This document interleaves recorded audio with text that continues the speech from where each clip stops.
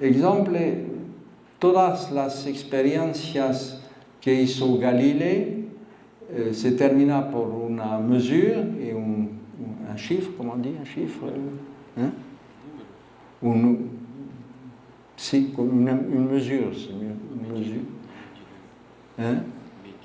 una medida, y todas estas experiencias que llegan a una medida fueron encontradas falsas por los contemporáneos.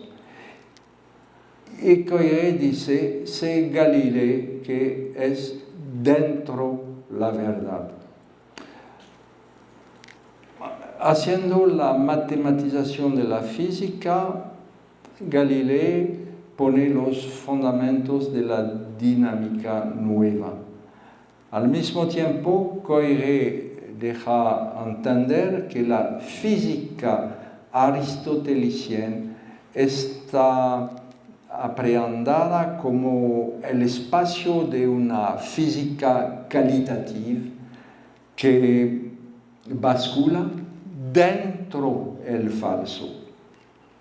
No solamente los estudios galileanos de Coiré ofrecen el modelo de una historia recurrente, pero el trabajo del historiador es exaltante. Je cite Coiré, en resuivant la evolución de las ciencias, él agarra las teorías del pasado a su nacimiento. Él vive con este nacimiento de las teorías el elan, el movimiento creador del pensamiento. Se sabe que, tercer punto, llegamos a Canguilhem, se sabe que el normal y el patológico, publicó en 1943, no es un estudio de historia de la medicina. Pero Canguilhem es cerca de Coiré cuando él dice que con la matematización de la física, el movimiento de la materia deja de pertenecer al poder de la vida, esta idea de una física calitativa de Aristóteles. Recíprocamente, con Bichat, la biología, dice Canguilhem, está fundada sobre el poder de la vida, es decir, sobre la oposición entre lo natural, que es el término de una finalidad, y el patológico. El progreso del conocimiento físico consiste con Galileo y Descartes a considerar todos los movimientos como natural, es decir, conforme a la ley de la natura, y de la misma manera el progreso del conocimiento biológico consiste a unificar las leyes de la vida natural y de la vida patológica. Canguilhem es cerca de Coiré cuando él se interesa en un concepto del pasado a su nacimiento y vive con él, con su elaboración, el elan creador del pensamiento. Es lo que se puede constatar en la formación del concepto de reflejo en el siglo XVII y XVIII. Willis inventa la palabra, el concepto de movimiento reflejo en el contexto de una teoría más imaginaria que experimental del influx nervioso. No será falso de decir que Canguilhem hace mover la identificación de las edades del pensamiento científico tal que Bachelard la ha constituido.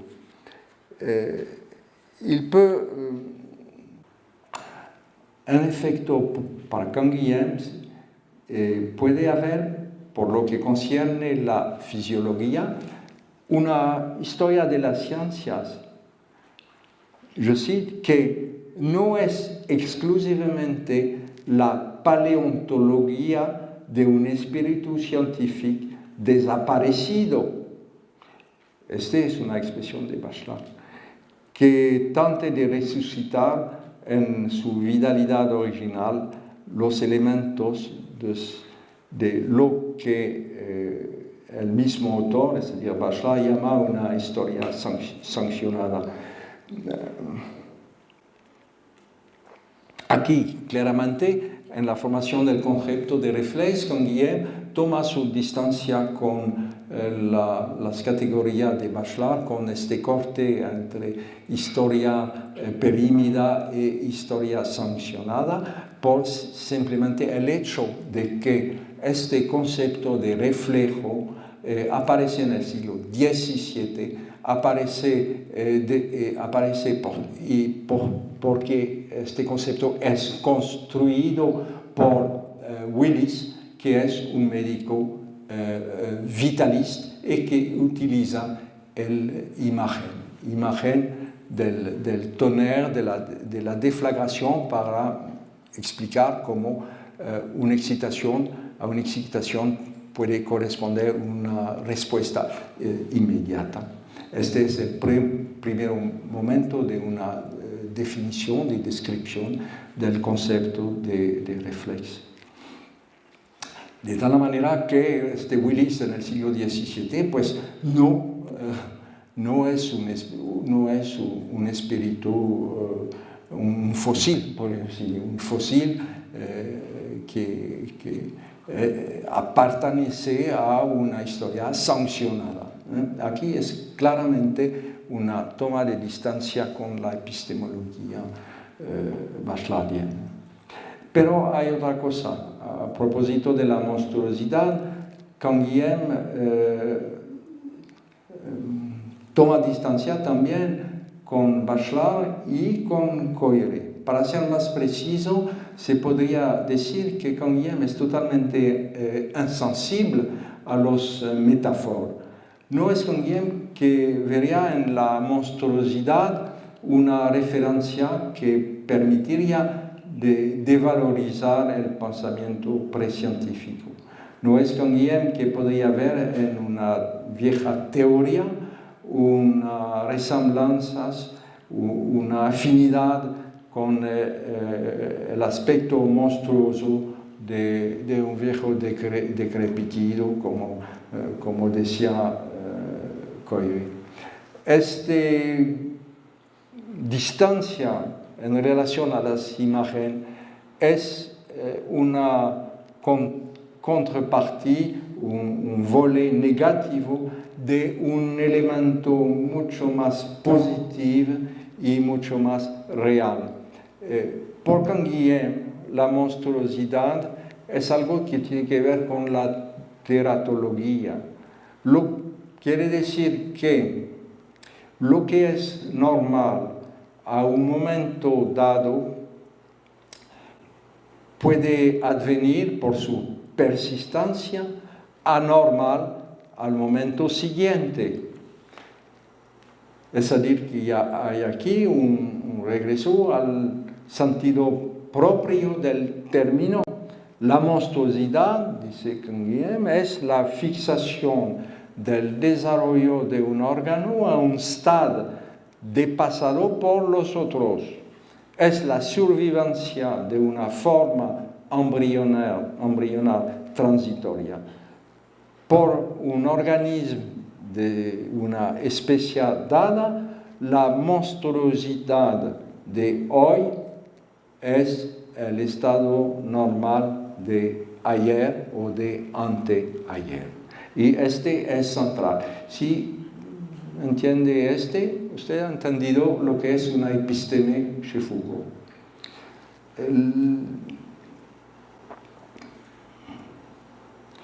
Y por supuesto, es la razón por la que la ignorancia de los axiomas metodológicos que fueron aplicados por Bachelard, Coire y Canguilhem cierra el acceso al nacimiento de la clínica.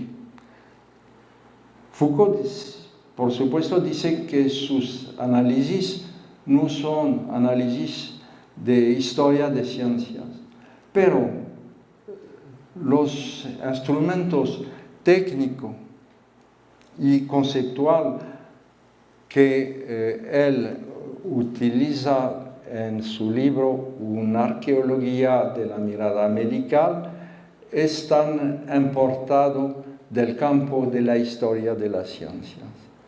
Primero, Foucault encuentra en Bachelard el concepto de ruptura epistemológica, pero para ser atentivo a la identificación de los seuils epistémologiques, Foucault no acepté, no reconoce el partaje, la distinción entre el científico y el precientífico. La confrontación de los textos de los médicos Pierre Pomme y Antoine Laurent Bayle es la prueba y un témoignage de este rechazo de una distinción entre precientífico y científico. Son los dos textos por los cuales Foucault empezó su libro sobre el nacimiento de la clínica. Del punto de vista de la epistemología de Bachelard, el texto del médico Pomme, que escribe en el siglo XVIII, podría ser agarrado como un obstáculo epistemológico. Por oposición, el texto de Bayle podría ser leído como una descripción objetiva. Pero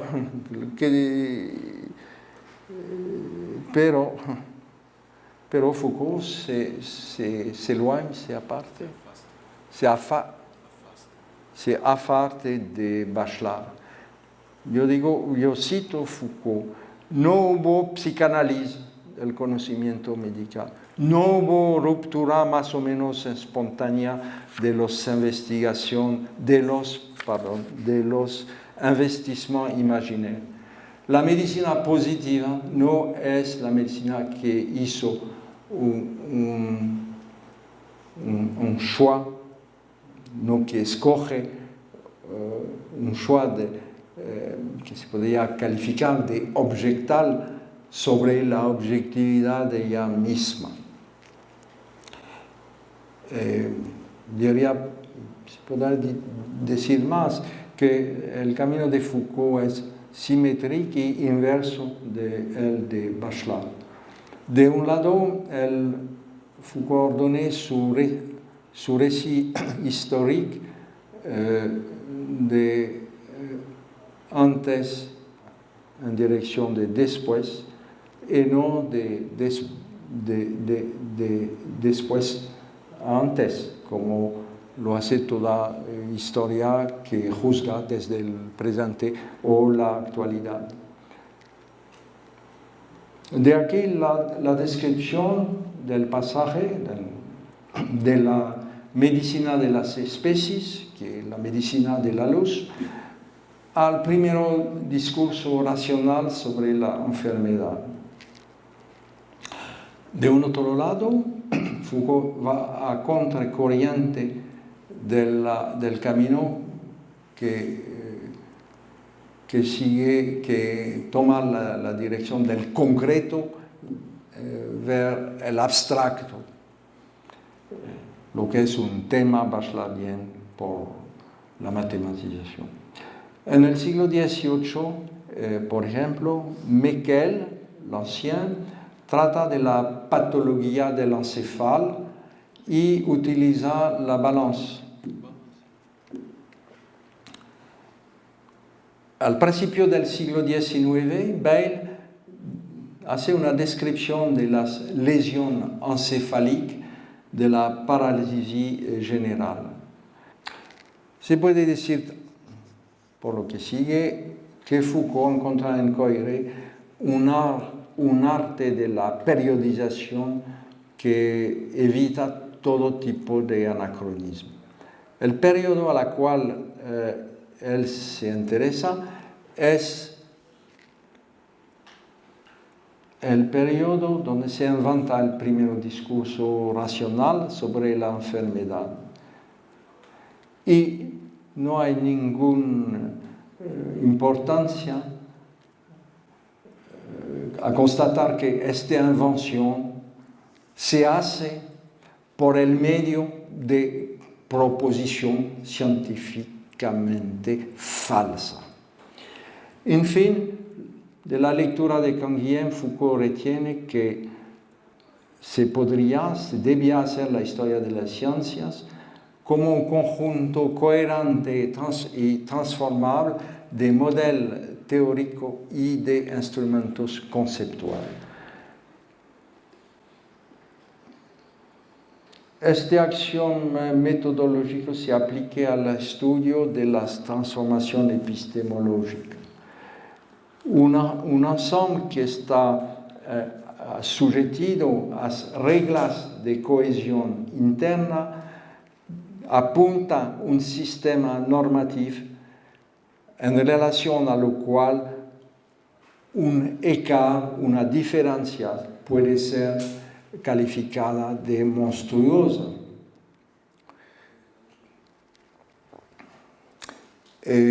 Para terminar, en la prefacia de la edición inglesa de su libro Las palabras y las cosas, Foucault deploraba que en Francia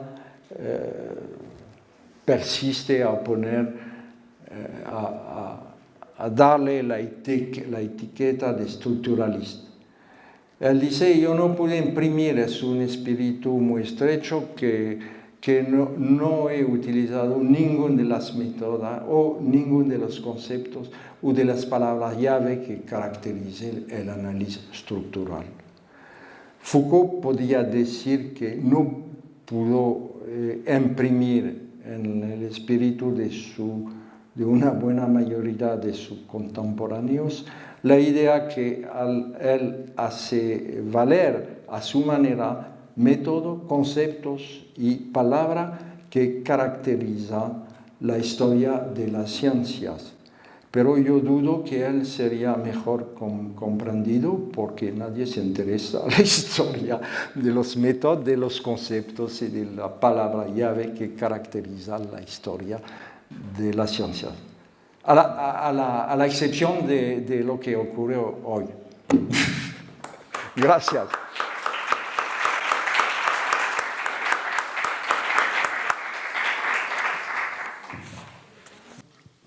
Então, a gente tem um tempo para as perguntas.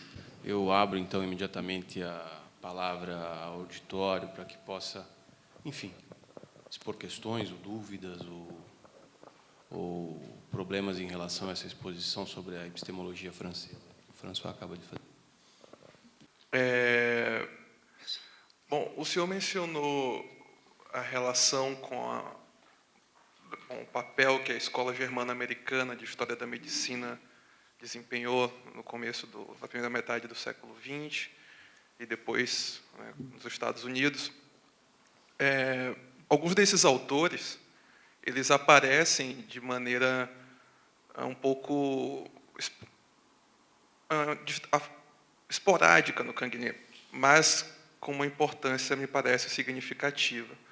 Então, por exemplo, na tese sobre o normal e patológico, o Sigerist está lá, a introdução ao estudo da medicina, a introdução à medicina está lá, parece que tem uma importância. O Claudio Debril fala que a tese sobre a fisiologia e o barroco ela vai permanecer no Canguilhem. Depois, nos anos 70, a partir da formulação do conceito de ideologia... Desculpa, tudo bem eu perguntar em português? Sim. Desculpa. Nos anos 70, com a formulação do conceito de ideologia médica, o Akerknert começa a aparecer também, inclusive a partir de seus estudos sobre a terapêutica. Nas pesquisas que o senhor fez nos arquivos e nos cursos do Canguilhem, o senhor acha que dá para dizer que é um recurso sistemático a esses estudos da Escola Germano-Americana ou eram coisas pontuais no que interessava a pesquisa do Canguilhem? ¿Me puede hacer la pregunta en francés, por favor? croyez-vous que les rapports entre Canguilhem et l'école germano-américaine d'histoire de la médecine, bon, si Canguilhem, c'est un rapport systématique, c'est une façon systématique d'utiliser les travaux de ces juristes, de Kerkner, d'Osentenkin, ou si c'est une chose, bon, ça dépend de l'objet, ça dépend de l'occasion. O risco, tomo el riesgo de una decepción. Yo no creo que Canguilhem se preocupó de mayor manera en historia de la medicina. Yo pienso que no es tan su... es muy ecléctico,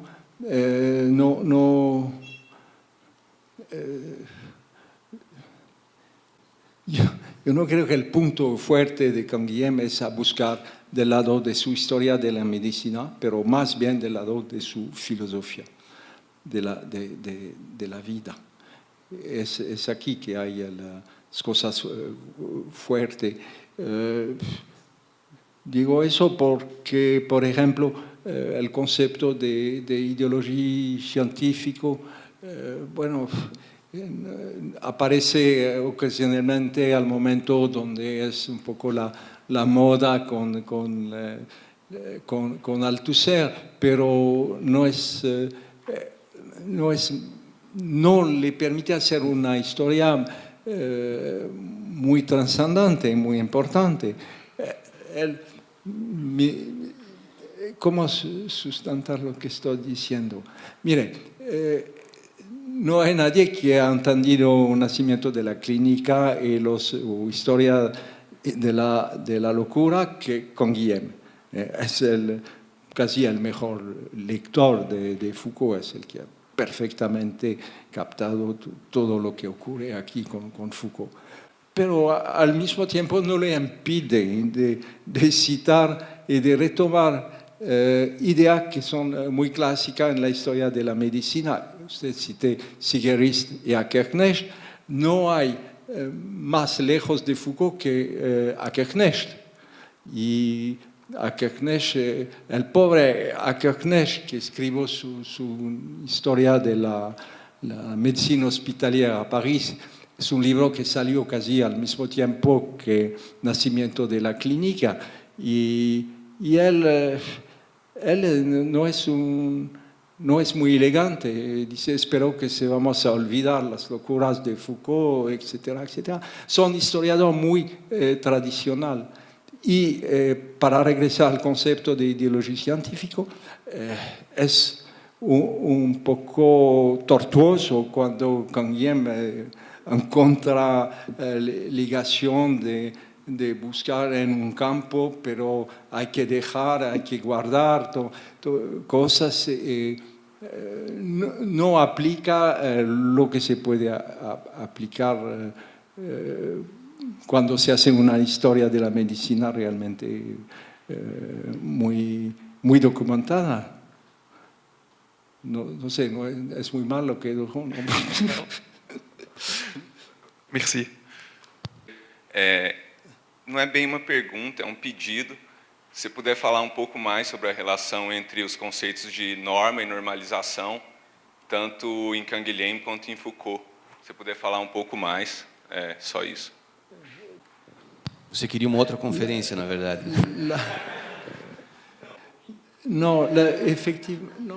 Efectivamente, no he hablado mucho de este asunto. Sería más bien por la conferencia de mañana, pero podemos decir en dos palabras que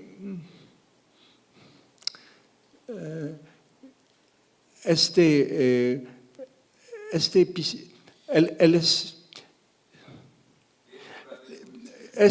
asunto es con la norma, efectivamente con una historia normativa, es el lugar en relación en estar en la verdad y decir la verdad, supongo que es esto que usted está apuntando. Hay espacios. La idea central es que hay un espacio que Foucault llama episteme, un espacio que también define Alexandre Coiré, un espacio en lo cual hay que ponerse para estar dentro la verdad. Quiere decir que en este espacio es un espacio que es en ruptura con otro espacio. Y, si quiere, este espacio donde se puede decir que estamos dentro la verdad, se podría decir que es el espacio normal, pero no tiene nada que ver también con Kuhn. Par oposición a este espacio que es antes, que viene antes y que funciona, que es otra episteme, de tal manera que la monstruosidad, como lo enseña Canguilhem, es algo que sigue en un espacio que no es el espacio donde nació esta monstruosidad, que no es monstruosidad, sino retrospectivamente a los ojos de una nueva episteme. Es muy... No estoy claro, no estoy claro. No es claro, lo que estoy diciendo no es absolutamente claro. Y el problema es que es muy sencillo el asunto. Si toma la física de Aristóteles, que es una física calitativa, bueno, se puede decir es precientífica, pero por un historiador es una física que tiene sus reglas, que no es absurda si se la considera en su momento. La revolución de Galileo, precisamente, es un espacio que está arreglado por la matemática, es la matematización de la natura. ¿Qué es la relación entre una y la otra? No hay ninguna relación, hay una sucesión de dos epistemes que funcionan sobre reglas diferentes. Pero en la historia puede haber gente que pertenece a la primera episteme y que persiste, si quiere, en el error, en un tiempo donde todo ha cambiado. Y es la razón porque Foucault dice que hay monstruos aquí en los márgenes del saber o dentro del margen. Los ejemplos, Foucault ha sistematizado un poco esta historia de los monstruos. Hace una distinción entre monstruo falso y monstruo verdadero. El principio es el mismo. El monstruo verdadero es alguien que en una episteme es alguien que en una episteme no puede ser entendido porque para ser entendido hay que esperar la episteme que sigue, de tal manera que está afuera, pero con la calificación de monstruo verdadero. Los ejemplos, hay muchos tipos de ejemplos así. Usted toma en historia de la medicina, este pobre médico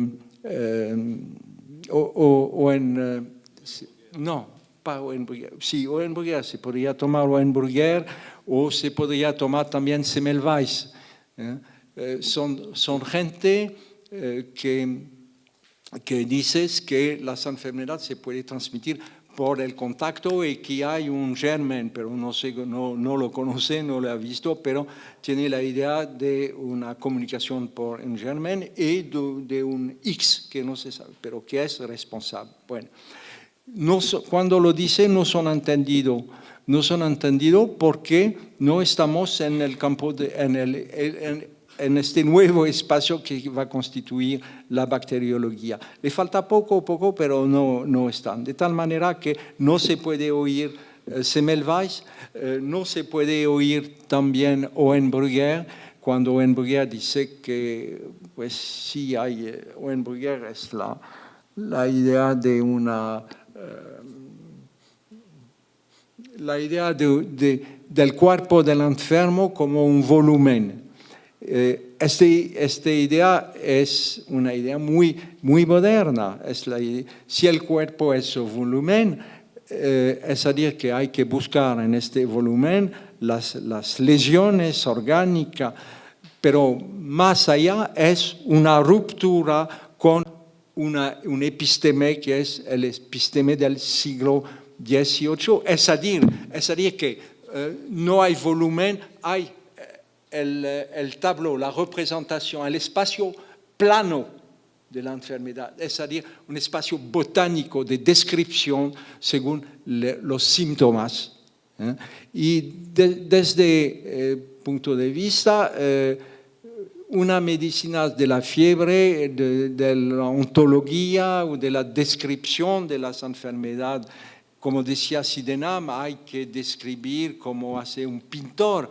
No, sí, en el siglo XVIII efectivamente hay que describir como un pintor, pero después hay que comportarse como un escultor, entendiendo que el cuerpo ofrece lesiones y que se puede identificar estas lesiones y este volumen con técnica como Oehenbrugger.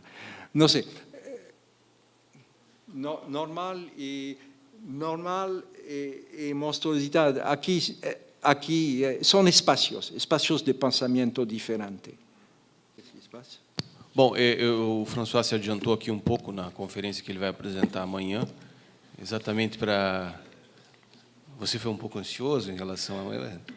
Então, amanhã eu acho que ele vai aprofundar um pouco esse tema. Sim. E a gente, então, vai fazer a pequena pausa de alguns minutos para que a gente também não tarde muito o retorno. Agradecendo mais uma vez a sua presença aqui conosco, François.